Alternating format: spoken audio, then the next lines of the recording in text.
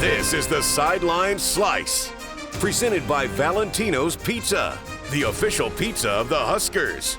Here's your host, Jessica Coody, and Husker Radio Network analyst, Jeremiah Sirles. Welcome into a summer edition of the Sideline Slice, presented by Valentino's Pizza, alongside Jeremiah Sirles. I'm Jessica Coody, and can you believe this is our last podcast before the Huskers will be full go into fall camp for the 2024 season. Sirles, it seems like it takes so long. It goes so fast, but then it takes so long to get here. But it's finally, we are now quickly approaching. I think Greg texted me last week and he said, enjoy your weekend. We only have 3 more left without football. Yeah, you know, as soon as the 4th of July hits, like the day after July 5th, it's football season. Like that, as a player, as a guy that's a fan, like there's just something about the July 4th holiday that marks like line in the sand that's like it's no longer summer and football season is here, right? And I think that's kind of where a lot of guys' heads are at. I mean, a lot of the guys I talked to, this is how we all kind of thought, was like that was the last like off-season moment was 4th of July, and then we just roll right into football season from here until December. So just a few things, topics we want to get into today and cover since the last time we chatted. But, you know, we had Coach Raiola on for our position previews last week and talked a lot about, you know, dove into all the guys on his position group. But one of the things that we had talked about, though, is that this summer they changed a little bit of the rules, less restrictive on what they can do with the coaches being with the players. So for the offensive line specifically, being able to have a football and some of those things, how does that help the offensive line before you can actually get on the field for fall camp? Yeah, you know, I mean, a football side is majority just for the centers, right, which is enormously important. I mean, it's not something to be understated to be able to get more reps snapping the football live, because that starts every play. Right, if you can't have a quality quarterback-center exchange, then the play is dead on arrival. So the more ability to do that and to get healthy with that, because I've always said the best centers are the ones that can snap as easy as they blink. Like it's a second nature to them, right? That's just like they could be standing there having a conversation with you and shotgun snap all the live long day, and it's just as normal to them as any other movement. So the more reps that you can get as a young center or even as a veteran center, you can never have enough live snap reps. So I think that's going to be very important as well. And then obviously there's 5 guys on the field at each time. So the more coaches, the more eyes, the more ability to see things and correct in real time and not have to wait, go watch the film, and then correct in the meeting room, you can get a lot more accomplished on the field. So it's funny, I've talked to a couple of the guys during this time, especially during the month of July, and they both talked about how difficult this time is. And you have not beat around the bush. You hated this time. It's kind of conditioning, right? Take us through what these, especially the month of July, is like before you start playing football again. Yeah, July sucks. I mean, there's really no other way to put it. I mean, especially as a fat kid, because you're just trying to get in shape. Like, it's no longer about getting fat, bigger, and stronger. You know, at this point of the summer, it's about getting yourself in condition and shape to enter into fall camp and enter into a long 12-week grinding season. And that just requires a lot of running. Unfortunately, a lot of running, a lot of pushing sleds, a lot of just cardiovascular, getting your body in shape. But it's always funny to me, no matter how good a shape I was in, right, no matter how much I ran, no matter how much I did things, first couple days of pads, you're still just exhausted. Like you're just gassed, right? Because there's no proper way to condition like playing football, right? You can be in elite shape, but is there something about when you're trying to just go and run plays and hit guys and pass protect and move, and it's such a different level of conditioning. I had a coach, I can't remember who it was, that used to say we're callousing our bodies. Right, like how do you create a callus, right? By lifting or whatever it is, you just keep repetitive until it starts making skin over skin over skin to where it's just a hard body, right? And that's what you do during training camp. You're just callousing your body, right? You're callousing your shoulders, your neck, everything, getting used to getting hit. But getting to that point requires a lot of physical exertion and running. And as a fat kid, yeah, it's not fun. It's terrible. It's not a joyous time. One of the things that Coach Raiola hit on, and then the offensive lineman I've talked about talked to, we hear all the time about, you know, their bonds and getting closer and all of that, and how close of a group they are and how close-knit they are. And even Justin Evans said, you know, working on getting closer. I joked with him. I was like, can you guys even get any closer? But it continues to be a harping point for this group specifically. And Coach Raiola dove into that about how much that translates to when you are on the field together. So can you maybe give us a perspective of what that's like when you are such a tight-knit unit, how that does end up translating and become a positive when you're out there in the fire on the football field on game day? Yeah, the O-line specifically is the unit within the unit, right? There's the offense, there's the defense, and then there's the O-line.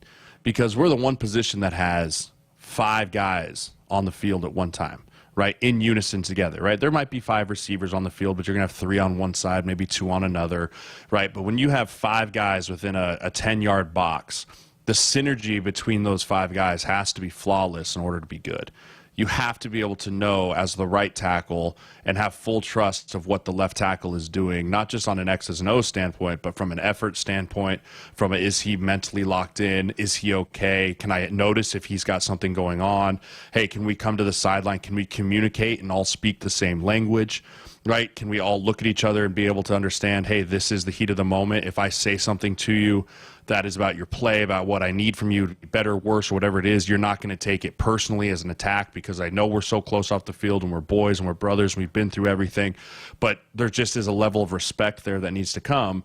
And that all just comes from being really tight-knit, having the trust with each other, being through the battles off and on the field of, hey, when things get tough, I know I could call that dude and he'd be there for me in a heartbeat, right? And then when the bullets are flying in real time, I know that he can get down on me and I won't take it personal. I can get down on him because we're just demanding the best out of each other.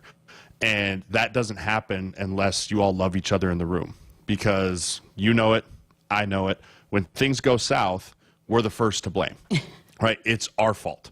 Quarterback can't be protected. The run game's not working. We're not generating push, this, that, and the other thing, right?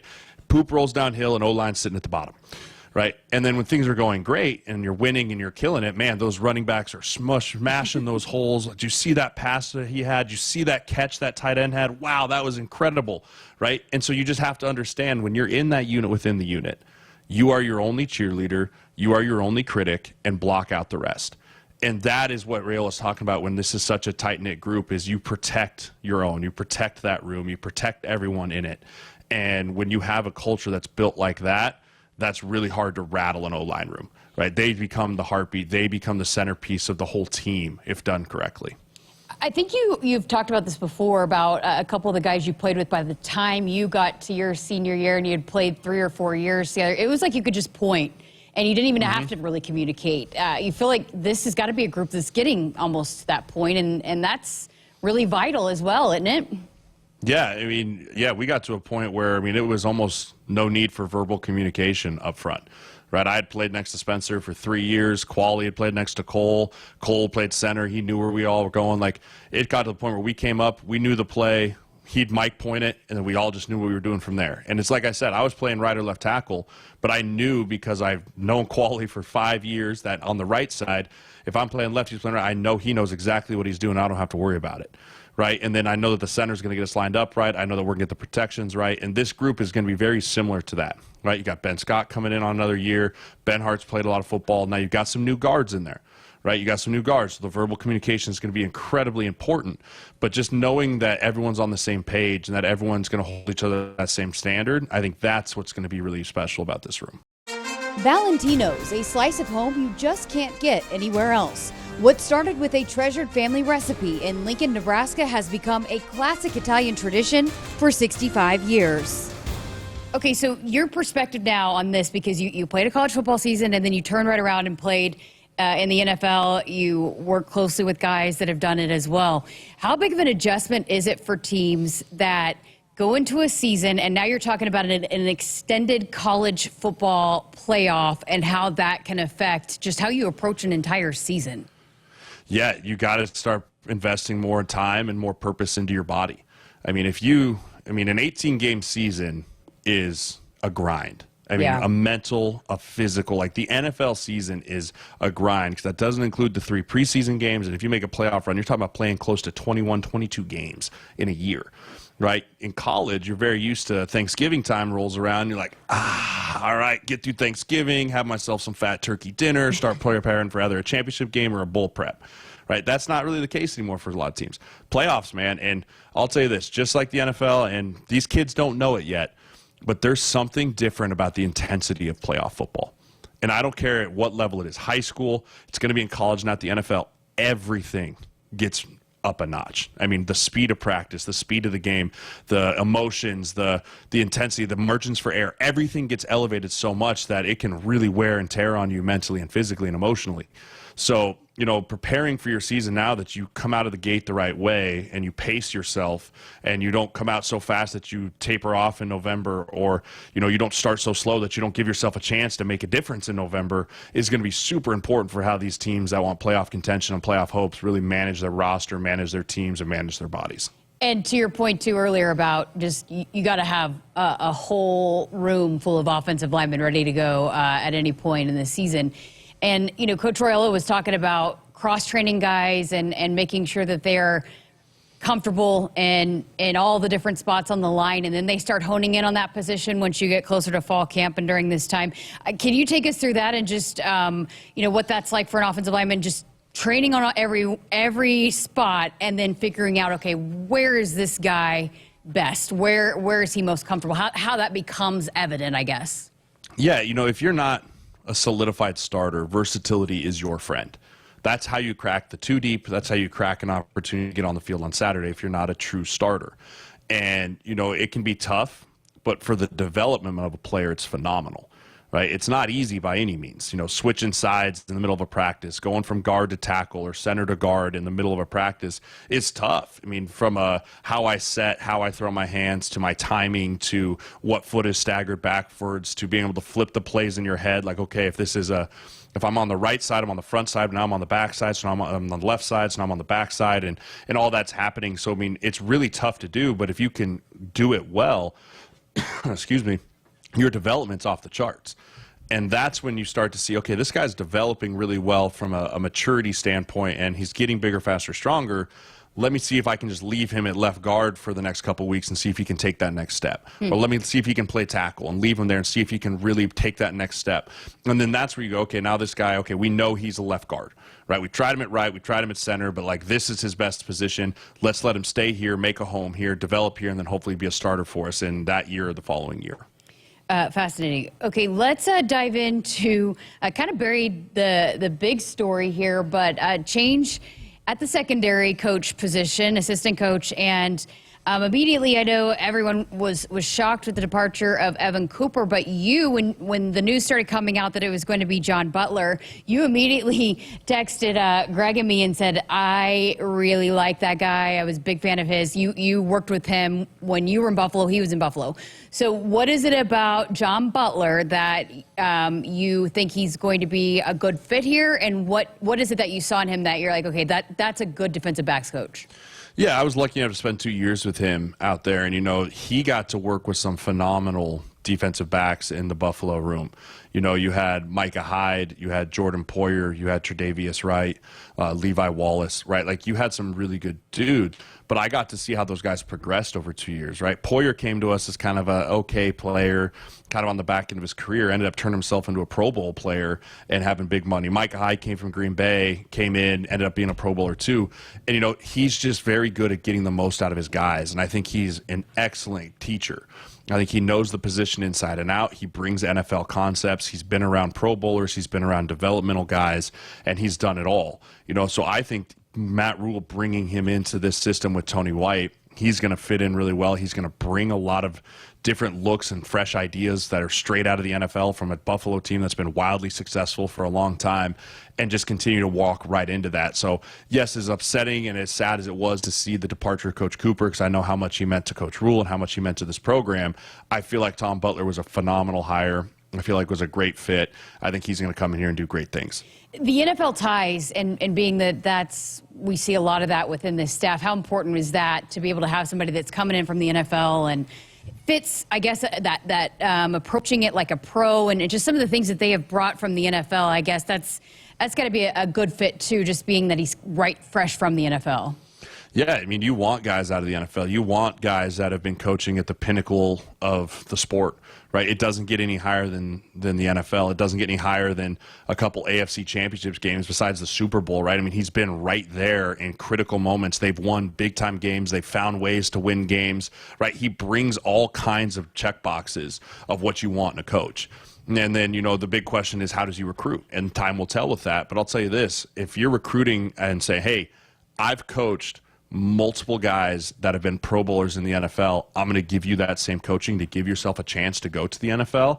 That's an intriguing recruiting tactic. That's a thing that if I was a recruit and I was sitting there going, man, I think I want to play for that guy, right? I want him to pour into me of every NFL concept and every NFL tool that he gave guys like Micah Hyde and Jordan Poyer, and I want them to give that to me so that I can become the best that I can be. So I think that he has a good blend of that, and I think Coach Rule saw that as well in him.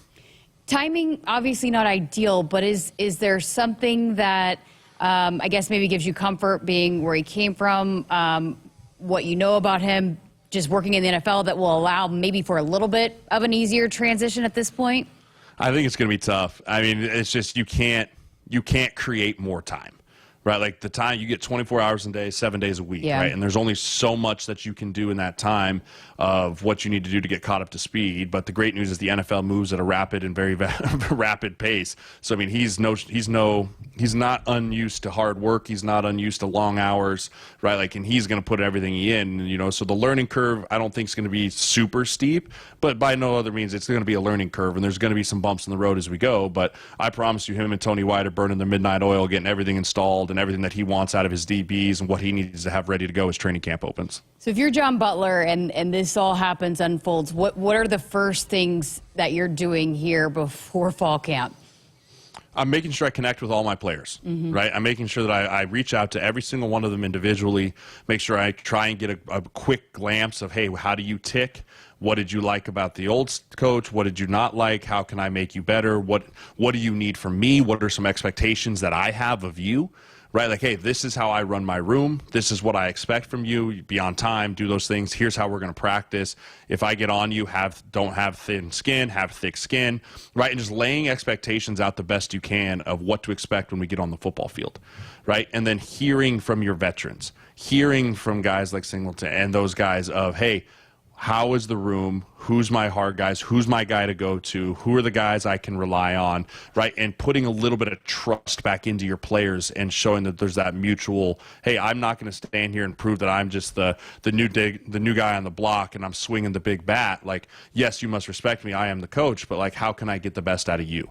And I think that, that's the NFL model, right? The NFL model is very rarely does a coach just sit up on his soapbox and be like, you will listen to me and I will not listen to you, right? That doesn't last long in the NFL, right? It's all about collaboration. It's all about hearing and talking. And I think that he needs to do that with his coaches. And then once they get on the football field, be very clear of the expectations that he expects from them in the practice field. Got to help to have a guy like Isaac Gifford, right? In your room at this point. Yeah, I mean, I promise you, Giff and him have been on the phone plenty, talking about all kinds of different things. I mean, you're very glad a guy like Isaac Gifford is back for his last year, especially with the coaching change like that. How does he go about, because I think the corner position is the one that we're circling, and okay, what do we do there with some departures there, but what's his approach to that and figuring out, okay, which corners are going to be reliable for us going into this season? Yeah, I mean, it's all going to start with him first evaluating the spring ball tape, right? I mean, he's going to have to go back through and watch all those guys' reps through spring ball and see, okay, who do I like? Who do I still need as like my tiers, right? How am I going to tier these guys out? My tier ones, guys that I think could be starters right now, my tier two guys that are really close, and then my tier three guys that are my development guys. And how do I structure the reps in such a way that I'm giving the tier one guys plenty of time to compete? I'm giving the tier two guys a chance to push the tier one guys and move themselves up into that tier, and then really making sure that I leave time for these tier three developmental guys that we may need throughout the season, or they're going to redshirt, or hey, they're far off from playing. How do I make sure they're also continuing to get better every single day, right? So I think that's more at the corner position. You have to look at that, and then you have to teach it the way you want it played. Corner's a very technical position, right? Yes, it takes a very good athlete to play out on the edge, but the great corners are extremely technical in how they get out of their back pedals, how they get out of their breaks, eye discipline, not getting caught with their eyes in the backfield, not getting handsy and getting penalties and pass interferences. Like, it's a very technical position. So I know from him being with the guys in Buffalo and hearing the way he coached them, if they can't do it technically sound the way he wants it done, he'll find someone else that can. And I think that's a great thing to have because, man, nothing kills a drive more when you've got a team backed up and 3rd and long and you bail them out with a bad holding or a bad penalty on PI because you weren't eye disciplined or you got a little grabby or you were slopping your technique. So I think those are going to be the guys that get on the field for him on Saturday, are the ones that can technically do it the way he's coaching it. Okay, good stuff there. I'm sure we will dive into all things, continue to talking John Butler as we move into fall camp. But a couple. This might be the most we've ever spoken about the DBs. It's your favorite position, you know. I had to give you plenty of time to be my favorite position, really had to dive deep on those boys. A couple other big news items I did want to get your take on. Speaking of Isaac Gifford, he was selected to be one of the guys that represents Nebraska at Big Ten Media Days, along with Ben Scott, Ty Robinson. I don't think anybody was surprised by that trio, yourself included. Yeah, no, I mean, you couldn't ask for 3 better ambassadors of the university. I mean, all 3 of the guys have been playing football a long time. They all know what the end means, and they all going to go out there and do a great job at Media Day. Okay, but I did want to specifically dive into Ben Scott because that was another thing that Coach Raiola talked about. He's a great leader for the offensive line. Now his challenge is being a leader for the entire football team. What's that like when you start to take that step where you're not just the leader of your group, of your position group in the offensive line, but you're being looked to take on more of a role, a leadership role for an entire football team? You know, first of all, it speaks to him and his work ethic. You know, you don't get told that. You earn that, right? Like, it's not like somewhere where the coach comes up to you and goes, hey, you're the leader of the team. We need you to be the leader of the team. No, it's very much of how you worked all through the winter, all through the spring, continuing into summer, right? Like, naturally, people are looking up to you because of how hard you've worked and how you've done things the right way, right? And coming from a guy that transferred here 2 years ago, right, that's a really hard thing to do as a transfer, right? Walking into a room and being that. And, so last year we sought to see him grow as a leader within the room. Now we've got to see him grow as a leader within the team. And all that tells me is that the peers on the team really, really respect him, and he does things the absolute right way. Nice that's the guy at the center spot, right? Going into a season? Yeah. It very much helps having that guy at the center position. All right, last thing I wanted to talk to you about, the Nebraska Football Hall of Fame class is announced, and your guy, Rex Burkhead, is a part of that group. And we did a podcast last year diving into the Ohio State game, some classic games inside Memorial Stadium. That's one of your favorite teammates ever, right, Rex Burkhead? Yeah, I mean, I just saw Rex last week at the Team Jack golf event. He still looks like he could carry the rock in the A-gap 20 times on Sunday. I mean, he's phenomenal. But that dude is maybe one of the best humans I've ever met in my entire life. And not just from a football standpoint, but just from an overall guy. I mean, from the day we stepped on campus in June of 2009, that dude was a leader of us. I can remember we all didn't have workouts our first week there, and we all kind of sitting around, and Rex texted all of us like, hey, I'm going to work out at the stadium. Who's coming? And we're like, got it. We're coming with you, dude. Right? And then going to watch him play as a true freshman and all the things he went through, from broken foot to, dealing with some other stuff and getting injured his senior year and battling back. And, it doesn't surprise me the dude played 9 years in the NFL. I mean, he's just built the right way, and he was the heartbeat of our offense for such a long time. And I got so blessed to play with so many good backs while I was here, but Rex Burkhead takes the cake for best teammate, best guy. I mean, anyone that you could ask for. What was your perspective being on the field with him, blocking for him, and seeing some of the incredible plays that he made throughout his career? You knew when Rex had the ball that something special could happen at any moment, right? Like, you knew he didn't have the speed where you were like, that dude's like Taylor, right? You knew with Taylor, it was one cut and good luck, you ain't going to catch him. Right? But with Rex, it was like, who's he going to put in a spin cycle? Who's he going to run over? Like, how's he going to create something out of here that's just only the vision and the patience that he has as a running back he'll be able to do. And, when I can specifically remember, I think it was 2012, we were playing Iowa, and it was freezing cold outside. I mean, it was miserable. No one wanted to be there, including the players. And he was coming off the MCL. And, we were struggling to do anything on offense in the first half, and he wasn't really playing. And I remember he came in at halftime, and he's like, boys, I'm done with this. Give me the ball. And we handed him the ball like 20 times in the second half, and he led us down the field, got us a touchdown, and, it just kind of reinvigorated all of us. And, our guys back out there, our captain, our leader, our dude. And, so you always you knew you were going to play your heart out for that guy because he was going to leave it all out there on the field every single time he touched the ball. Wow, that gives me chills.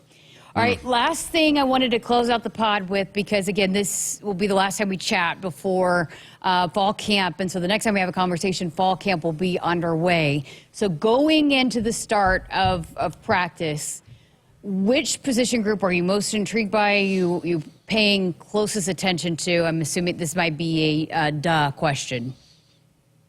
I mean, obviously the O-line. I mean, that's no secret. But we'll eliminate the O-line, right? We'll eliminate the O-line from this question.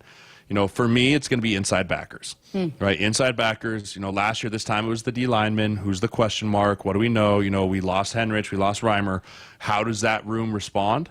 Right? A lot of production out of that room, a lot of new guys that need to step up, a lot of new bodies I think we're going to see rotated in there in the fall. But, you know, what does that room look like when we head into week one? I think it's going to look drastically different than any of us even believe it'll look right now. There's going to be names where we're like, oh, that guy, huh? And then there's going to be guys like, why isn't he playing? You know, I think it's going to be an intriguing position battle. You know, that's a key position in the Tony White defense. So, you know, the inside backer is definitely one that I'll be monitoring throughout the entirety of camp. All right, great stuff. I think we covered it all. Always great chatting with you. And yeah, next time we'll circle back. It will be fall camp time. And I know you are ready for that. Yes, football. Need it. Football. All right. Football. This has been an episode of the Sideline Slice presented by Valentino's Pizza, the official pizza of the Huskers. For Jeremiah Sirles, I'm Jessica Coody. Thanks for listening and watching. Go Big Red.